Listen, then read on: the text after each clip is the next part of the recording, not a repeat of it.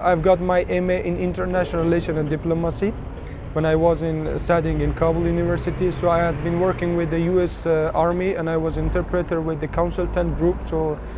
And since the troops and the ISAF left Afghanistan, so the life of the interpreters were under danger. So we couldn't live anymore in Afghanistan because we were very well known, and many times we had been treated by the terrorist groups with the Taliban. So they knew us that all the interpreters working with the US were under the dangers. So I couldn't send my daughter and my wife outside of my house because I always had tension that if they go out and maybe they are not coming back. I came from Kabul to Iran, so because we had the near border to Iran, and this is the regular way for every refugees to pass all these ways, and we had the same experience as well.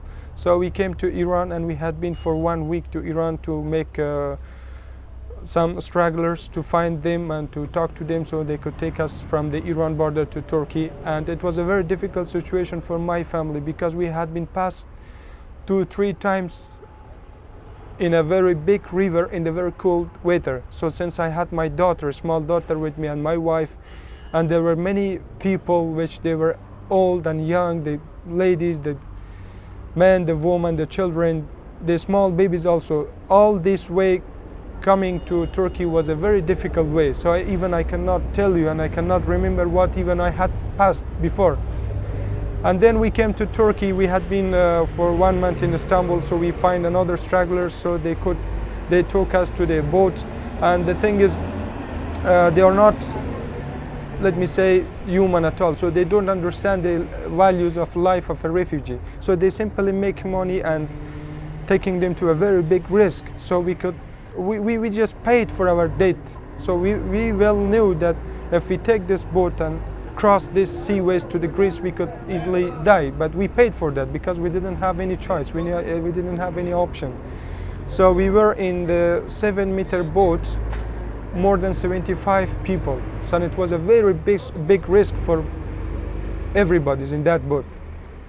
But fortunately, it was like a kind of miracle. So we saved.